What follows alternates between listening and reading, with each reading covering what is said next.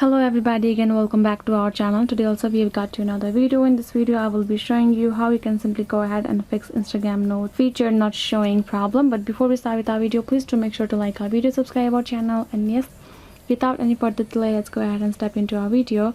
So if you want to do so, first of all, go ahead, open your Play Store first. So this is regarding the update, so you will have to make sure if your app is updated or not. Go ahead, type in Instagram right there in Play Store and check if your app is updated or not. So in my case, it's already updated and shows open option. If it's not, you're gonna see this update option right beside the Instagram.